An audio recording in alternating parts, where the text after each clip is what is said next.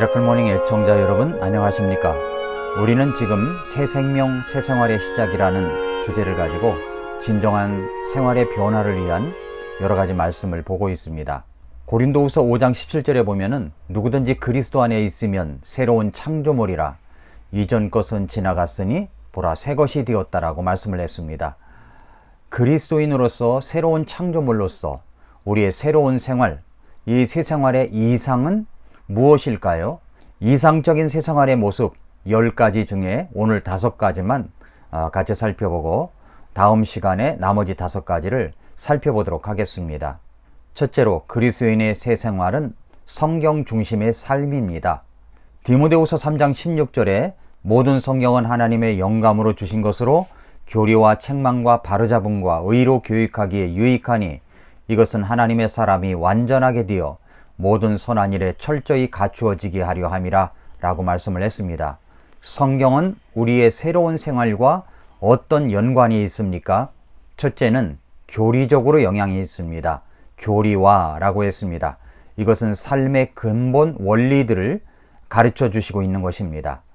그리고 책망과 우리가 원리를 범할 때 문제되는 갈등의 영역들이 있다고 했죠. 그것은 바로 자기 자신에게 좌절하고 하나님께 반항하고 가족들과 갈등을 겪고 미래의 목적을 상실하고 비생산적인 우정관계, 갈등을 야기하는 이런 모습들이 있습니다. 교리와 책망과 그리고 세 번째는 바르게 함과 갈등을 교정하는 계단입니다. 성경 속에 나타난 우주적 삶의 원리를 범하였기 때문에 직면한 갈등을 해결하기 위해서는 우리는 다시 성경에 근거한 분명하고도 양심적인 결단을 통하여 삶의 방향을 다시 주께로 돌이켜야 하는 것입니다. 이때 회개와 고백, 자백이 있어야 되겠죠.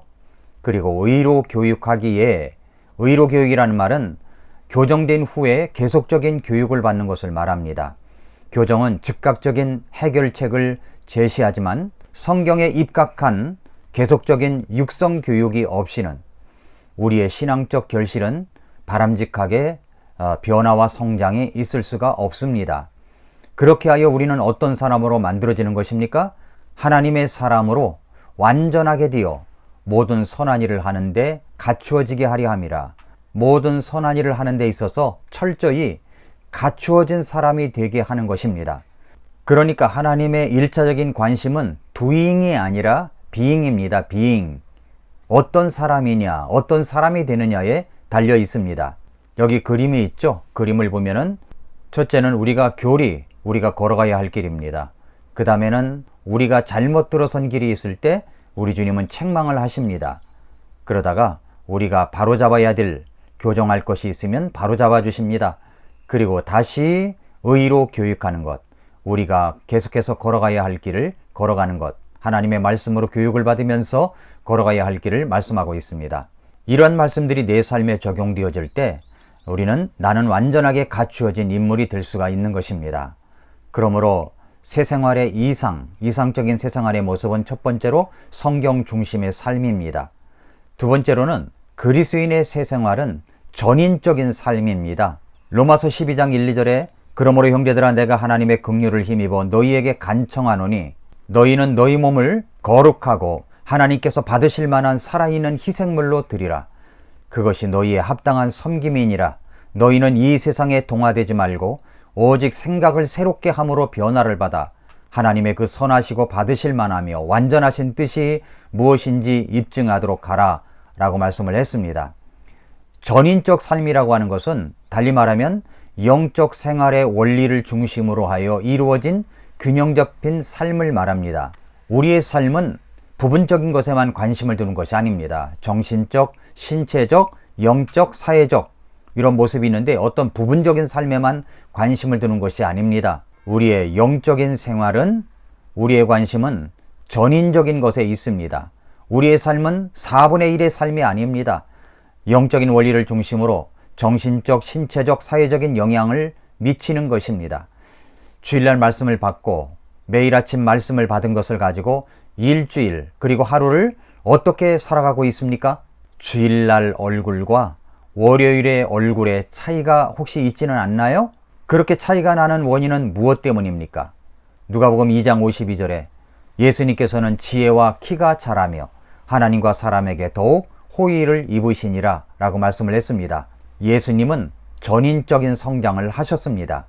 우리는 균형 잡힌 전인적인 생활을 해야 합니다. 그리스도인의 새 생활은 바로 전인적인 삶입니다. 세 번째로 그리스도인의 새 생활은 그리스도 중심의 삶입니다. 여기 도표를 한번 보십시오. 자아가 중심이 돼서 지정의를 이루고 있다면 꼭 문제가 됩니다. 내적 치유를 할 때도 이 자아를 강하게 만들어 버리면 내적인 치유가 일어나지 않습니다. 그건 그때뿐입니다. 그러나 우리의 중심, 우리의 성령께서 내 마음의 중심이 되어 주실 때 자아는 밀려나고 성령님께서 주인이 되어 주실 때 우리의 지정의는 올바르게 성장할 수 있고 진정한 내적 치유가 일어날 수가 있습니다. 에베소서 5장 18절에 술 취하지 말라 거기에는 과도함이 있나니 오직 성령으로 충만하라 라고 말씀을 했습니다. 성령 충만함이란 무엇을 말하는 것입니까? 성령 충만함이라는 말은 그리스도가 내 삶의 주인이 된다는 고백입니다. 그리고 이 그리스도 중심의 삶이야말로 성령 충만한 삶의 본질입니다. 그리스도 중심의 삶은 성령 충만한 삶입니다. 성령 충만한 삶의 본질은 그리스도의 인격이 이루어지는 삶을 의미하는 것입니다. 갈라디아서 5장 22절부터 23절에서 그러나 성령의 열매는 사랑과 기쁨과 화평과 오래 참음과 부드러움과 선함과 믿음과 온유와 절제니 이 같은 것을 대적할 법이 없느니라 말씀을 하셨습니다. 성령의 은사는 성령의 열매에 의하여 지배되어야 됩니다. 성령의 은사는 기능적인 것입니다. 성령의 열매는 인격적인 것입니다. 기능적인 일들이 인격에 의하여 뒷받침이 되어 있지 않을 때 우리는 혼란을 거듭하게 됩니다. 인격이 없는 부흥은 하나님께서 원하시는 부흥이 아닙니다. 성령의 열매는 단수입니다. 복수가 아니라 단수입니다. 하나의 열매입니다. 모두 다 인격적인 요소와 관계가 있습니다. 하나의 인격을 지향하는 것입니다. 그 한 인격은 바로 예수 그리스도이십니다. 네 번째, 그리스도인의 새 생활은 신적 목적을 성취하는 삶입니다. 히브리서 10장 9절에서 그 뒤에 그분께서 이르시기를 오 하나님이여 보시옵소서 내가 주의 뜻을 행하러 오나이다 하셨으니 그분께서 첫째 것을 제거하심은 둘째 것을 세우려 하심이라 말씀을 하셨습니다. 요한복음 17장 4절에 보면 내가 아버지를 땅에서 영화롭게 하였사오니 곧 내가 아버지께서 내게 하라고 주신 일을 끝마쳤나이다. 예수님께서 말씀하셨습니다. 그리스도인의 새 생활은 나의 목적 성취를 위한 삶이 아닙니다. 바로 예수 그리스도의 목적, 하나님의 목적을 성취하기 위한 삶입니다. 예수님은 바로 이런 고백을 하셨습니다. 사도 바울도 그렇게 고백했습니다. 디모데 후서 4장 6절부터 8절에 보면 이제 내가 내 자신을 헌물로 드릴 준비가 되었고 나의 떠날 때가 가까이 이르렀도다. 내가 선한 싸움을 싸우고 나의 달려갈 길을 마치고 믿음을 지켰은즉 이후로는 나를 위하여 의의 관이 예비되어 있나니 주 곧 의로우신 심판자께서 그날에 그것을 내게 주실 것이요 내게만 아니라 그분의 나타나심을 사랑하는 모든 자들에게도 주시리라. 그렇습니다. 우리도 그렇게 될 수가 있습니다. 그렇게 할 수 있습니다. 하나님의 목적 성취를 위한 삶을 살 수가 있습니다. 그것이 바로 그리스도인의 새 생활입니다. 누가복음 14장 27절에서 누구든지 자기 십자가를 지고 나를 따라오지 아니하는 자도 능히 내 제자가 되지 못하리라 라고 하셨습니다. 예수님의 십자가는 하나님의 뜻이었습니다. 내가 하고 싶은 일만 하는 것이 아닙니다. 하나님의 뜻, 신적 목적의 성취의 삶을 사는 것이 그리스도인의 새 생활입니다. 다섯 번째, 그리스도인의 새 생활은 풍성한 삶입니다. 요한복음 10장 10절에 도둑이 오는 것은 다만 도둑질하고 죽이고 멸망시키려 함이거니와 내가 온 것은 양들이 생명을 얻게 하고 또 생명을 더욱 풍성히 얻게 하려 함이라. 그리스도인의 새 생활은 풍성한 삶입니다. 더욱 풍성히 얻는 것이 예수님께서 이 땅에 오신 목적이었습니다. 시편 23편 1절에 주는 나의 목자시니 내게 부족함이 없으리로다 라고 말씀을 했죠. 어떤 분이 시편 23편을 암송하고 이제 교회 간증 시간에 나가서 시편 23편을 암송하려고 손을 들었습니다. 그리고 앞에 나가서 이제 시편 23편을 암송합니다. 시편 23편 1절 주는 나의 목자시니 내게 부족함이 없으리로다. 그렇게 해서 1절을 끝냈는데 2절이 생각이 안 나는 것이었습니다. 그래서 다시 주는 나의 목자시니 내게 부족함이 없으리로다. 또 2절이 또 생각이 안 납니다. 다시 1절부터 주는 나의 목자시니 내게 부족함이 없으리로다. 그렇게 대여섯 번을 하더니 주는 나의 목자시니 내게 부족함이 없으리로다. 저는 부족함이 없습니다. 진짜 없습니다. 라고 하더니 내려왔답니다. 그 구절을 반복하고 반복했더니 그 말씀이 깨달아진 것입니다. 그렇습니다. 주는 나의 목자시니 내게 부족함이 없습니다. 그것이 바로 그리스도인의 새 생활입니다. 풍성한 삶을 사는 것이 그리스도인의 새 생활입니다. 부족함이 없이 살아가는 것이 바로 그리스도인의 새 생활입니다. 내가 부족함을 못 느낀다 라고 하는 것이 바로 풍성한 삶입니다. 여러분은 무엇이 풍성하십니까? 로마서 2장 4절에 보니까 혹은 하나님의 선하심이 너를 인도하여 회개하게 함을 알지 못한 채 네가 그분의 선하심과 관대하심과 오래 참으심의 풍성함을 멸시하느냐? 이렇게 말씀했습니다. 무엇이 풍성하다고요? 그분의 선하심, 관대하심, 오래 참으심의 풍성함. 이것은 인격적인 자질들입니다. 인격적인 자질들이 풍성한 것, 바로 그리스도인의 새 생활입니다. 본질적으로 인격의 풍성함입니다. 빌립보서 4장 19절에서 오직 내 하나님께서 그리스도 예수님을 통해 영광 가운데서 자신의 부요하심에 따라 너희의 모든 필요를 공급하시리라 말씀했습니다.